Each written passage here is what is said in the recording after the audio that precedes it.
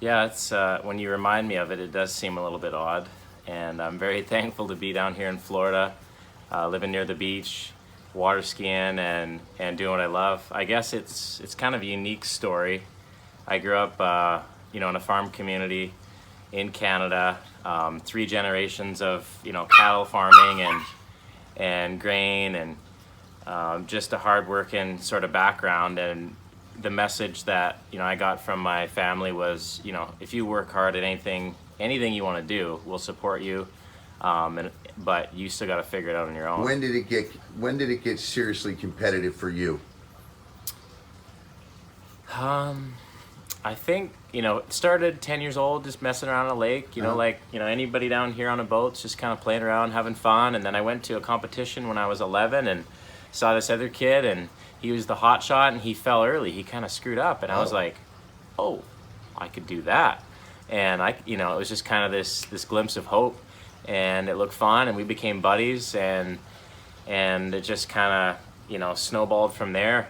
And 15 years old, I made our junior national team in Canada, which said I can represent my country. Next thing you know, I won a gold medal at the Junior Worlds. Next thing you know, a scholarship, and then the goals just kept bumping up. And I was 15 and I won the Junior Worlds. I said I want to be a world champion now, and I actually had my coach and idol, Jarrett Llewellyn, and he'd kind of already done that stuff. So I sort of looked at what he did, and I just always believed I could do it too. Yeah, I mean, like I said earlier, I've dreamed of being a world champion, and then I was and still am world champion, but a world record, just to know you've flown farther than anybody else in the world, was kind of the icing on the cake. And to convince yourself that you're going to be able to do something no one's done before makes no sense. It's like, how can I do it? Why, if no one's done it? So you got to kind of believe. You got to be a little bit crazy to believe it's possible. But then the hard part about it is when it comes down time to do it, you can't be thinking about jumping a world record. If you're thinking about the results and all this stuff and the circumstances, you're not in your best place to perform. So I kind of knew in the back of my mind, in the weeks leading up to that event, things had been going well. I'd been fit, I'd been strong, every day going a little bit farther. And that morning, the wind came in the perfect direction. The stars aligned. I had the right driver. I had my favorite ski nautique boat. I had all my gear. The right people were there, family and friends.